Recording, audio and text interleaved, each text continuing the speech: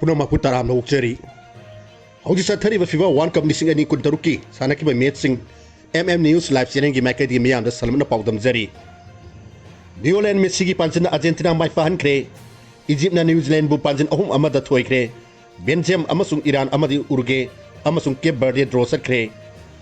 ngasi ayuk pung baro makai tabadi Los Angeles da laiba Sophie Stadium da Belgium amasung Iran gi markas match sanaba hauki Belgium na mari ani ahum ama format aduga Iran na mari ahum ahum format sanaki match adugi oina Belgium gi sanori singna bon hena paiduna zaksana sanaba ngomki ahan ba phawi oina Belgium na bon paibi sangsada marfuga matoi oiki matam da Iran na bon paibi sangsada sunagi trama pakak oiki match asida Belgium na bon hena paiduna sanaba ngamna su target shoot pangbagi kudong sabot di masing yam kide leba ani ge makta sanakyo match adugi kuthra manga suba minute pawda Belgium na target shoot ani phangba ngamki adugi Iran na bon pa ki sang lem namsu shoot ani phangba gi manung da amadi target shoot oiki sanaki ba match adugi kutha ni fan suba minute Iran na Belgium gi mayok ta panjin san ba ngambagi rawa phongdong na ringai marakta lani referee na offside tai haiduna firan haigalam badagi Iran gi pen mayam na haraw bakya adu khudak ta mangki makata leba ani gi marta sanaki ba match adugi oina Belgium na counter attack masing hena chatha duna sanaba ngamda basu ahan ba hap loy fawda panjan amata sanaba ngamdran daiki ani suba hap sanaki ba aduda bon khara hena pajon sanaba ngamliba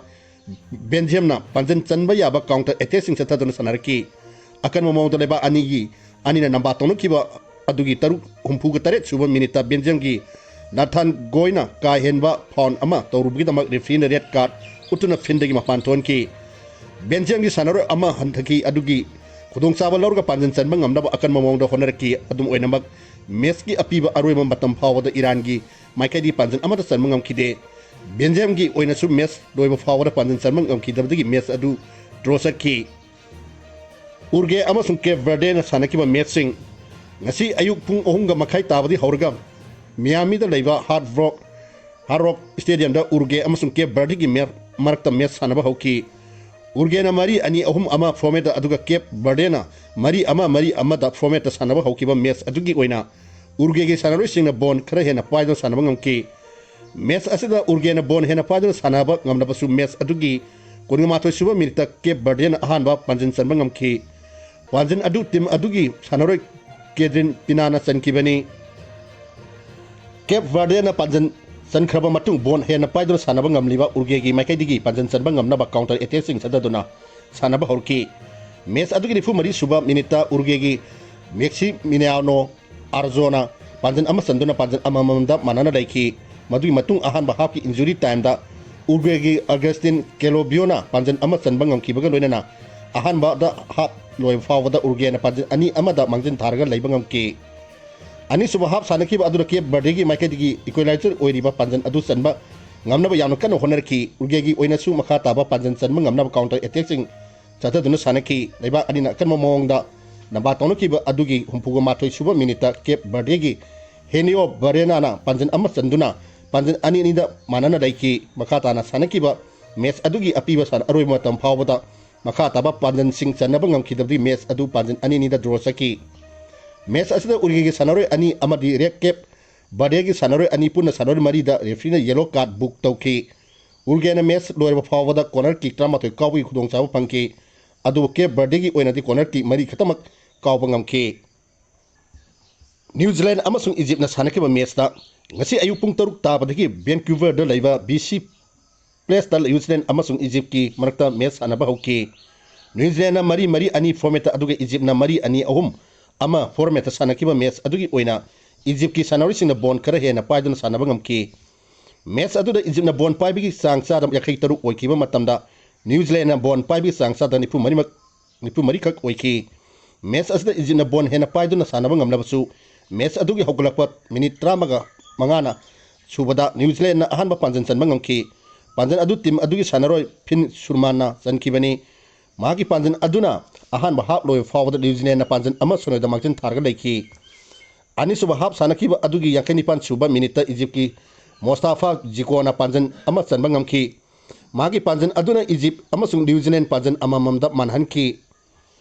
match adugi humfutre suba minute ki Egypt ki Muhammad Sanana tim gi ani suba panjan chanba ngamki aduga Reze Gona marfuni suba minita timgi ahum suba panjan chanba ngamki laiba anina makha tan akan mongda namba tawki match adugi apiba aroiba matam phawada New Zealand gi maikai digi makha taba panjan sing chanba ngamki damna maram oirega match adu Egypt na panjan ahum amada mai paki match asida New Zealand gi sanore ani aduga Egypt ki sanore ama punna sanore ahum da yellow card book tawki match asida Egypt na bon khare hena paiduna sanaba ngamnabasu corner kick kawi khudong chaba ahum khatama pangki aduga New Zealand na corner kick kawi khudong chaba mari pangki group G gi oina ngasi mai pakraba Egypt na point table da punna point mari phanglaga khaidi makok thona leiri Iran Belgium amadi New Zealand na mathang sina anisuba ahum suba amadi mari suba famda leiri Australia amasu Argentina na sanage ba match ngasi numidang pung tara ga makhai tarpadi horga Dallas ta leiwa AT&T Stadium da Argentina amasu Austria gi marakta match sanaba hoki Argentina na mari ani format aduga Australia na mari ani ahum ama format da sanaba hoki match adugi Argentina na bon kare hena paiduna sanaba ngamki maduna maram oirga pajan chanba yabi khudong chaba masing hena phangba ngamki Argentina na match asida bon paibi sang sadam yakai nipan oikiba matamda Australia na bon paibagi sang sadam lipuni thoi oiki match asida bon kare hena paiduna sanakiba Argentina gi maikai digi nipan suba minute sathagi counter attack ama thingnam hona bada Australia gi sanori sing na di box manuda foul tawrubadigi Argentina gi oina penalty kauna bi khudong chaba ama pangki Argentina gi captain oiriba New Orleans Messi na penalty kick adu kauki adum oina ba goal post ki wang warsa kiduna panjan othoba ngamki de makata na sanake match adugi kunthra ga nipan suba minute Messi na di box manaktagi yamna haisingna kauksila kiba bon ama panjan da onthopa ngamduna mahana mahan kiba penalty adu fugat pangamki maki panjan aduna ahan mahap loy forward Argentina na panjan ama sunoda magjin tharaga laiki ani suba hap sanakiba adugi Australia gi maikai degi makoigi maipta chanchen kiba panjan adu hantopa ngamna hanadi hena yamna kanna sanaraki Australia gi maikai di fajarba counter attack sing chataduna sanaba horkiba galoirena panjan chanba yaba shooting kaw horki adu Argentina gi haisingnaba defender sing amadi goalkeeper na Australia gi attack sing arema tahanki Argentina gi oina sumakha taba panjan sing chanba ngamna bu makhan kaya gi haisingba sing uthotuna sanaki match ki umpu suba minute adwai da haurga nakat ani makki sanoi singa hanadi hen akan momong da namba tawnerki nakan ani na makha taba panjan chanba ngamna ba akan momong da honarabasu haisingba manaki badagi panjan chanba honaki basing mai pa pangam kide maduna maram oirga apiba minute mogda loyo fawboda Australia gi oina panjan hantopa ngamdra laiki referee na minute manga ahen ba oina piduna sanan ki ba aduda Argentina gi New Zealand Messi na panjan ama chanba ngamki referee na match loibagi huisen khongba phawbo da Australia gi maikai digi panjan amata chanba ngamki damna maram oirga match adu Argentina na panjan ani sono da mai paki group J gi oina Argentina na match ani sanabada ani mak mai paktuna point taru phangduna point table da makai di makok thona dairi ngasigi oina di FIFA World Cup lisingani kun taruki sanake match sing gi paudam pipa matang sru senjari amu Manipur gi sanawi paudam ang pizari Takwa Trophy Mukai Football Club amasung Nilong United Football Club mai pakre tetha khongwan welfare association takwa na sinduna tentadal leiwa multiplex groundal sathariba Takwa Football Festival inising ani kuntaruki ngasi sanake ba tongan ba matching da Mukai Football Club amasung Nilong United Football Club mai pakre ngasi nungten pung ohunga minitra mga tabdi ahan ba ground gi yakai mga suba match oina Mukai FC amasung FC tenthagi marakta match hanaba hoki tim ani gi marakta sanake match adu oina nakat ani maki sanori singna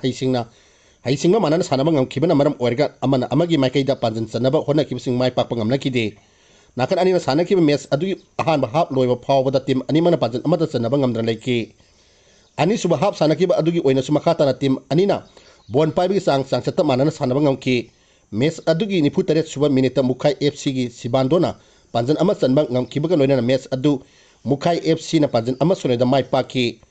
ani suba ground gi yakai taruk suba match CUPFC amasung Nilong United FC gi marta namba tawnaki tim ani gi marta sanake match adu gi oina nakat ani maki sanori singna hai singna manana sanama ngam kibana maram orga amana ama bu laksana control tawduna sanana mo hona kibsing mai pak pangam nakide maduna maram orga ahan mahap loy fawda panjan amar sanaba ngam daiki ani suba hap sanaki ba adu gi kumapan suba minute Nilong United FC gi abjatna sankhiwa panjan aduna match adu Nilong United na panjan ama soinoda mai pak pangam ki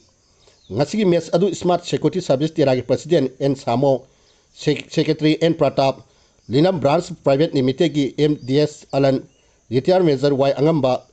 Lawyer for Women Rights Manipur की Executive Director M Kurohanba Waikom PS की OC Jotin Singba Singna Mitunen Sing Oina Miang Taki Maipapi Memorial Trophy Endeavor FC na Yaribok United Thoikre Mangan Foundation na Sindula Herok Aitan Makong da Labor City Kamlaki Playground da Team Kunsa Inchuna Kalup Nipan Thona Kadok Tuna Satariba Manirak Suba Maipapi Memorial Trophy Isingani Kuntuki Ngasi Sanaki Mes Amada Endeavor FC na Yaribok United Thoikre Atopa Mes Amada na Hibong Makong FC Amasung Moirangsa FC draw Kre Nagsinung Tinpung Ohuma Kaita Badi Ahan Ground Gini Pumatu Suba Mes Oina Endeavor FC Amasung Yaribok United Ki Marak Namba Tonaki Team Aniki Marak Ngasi Sanaki Mes Adugi Oina Nakan Animaki Sanori Sing na Haisingba Manana Sanaba Ngkivaga Loina na Mes Adugi Hokolakpa Om Suba Minita Endeavor FC gi Penjin na Panjan Amasanduna Ahan Bahap Loi Fawada Endeavor FC na Panjan Amasuna da Mangjin Targa Lake Ani Suba Hab Sanaki Adu the Yaribok United Makadi Equalizer Orgadro Panjan Adu Hantofa Ngamna Akan Mamong the Honaki Adum Oinamak Mes Naki Apiba Aroba Matam Power the Yaribok United Ki Makadi Equalizer Orgadro Panjan Adu Sanbangam Kidabdi Mes Adu Endeavor FC na Panjan Amasuna the Maipaki Ngasi Ani Suba Ground in Fulatu Suba Mesta Hibong Makong FC Amasum Moirangsa FC gi Marakta Namba Tonaki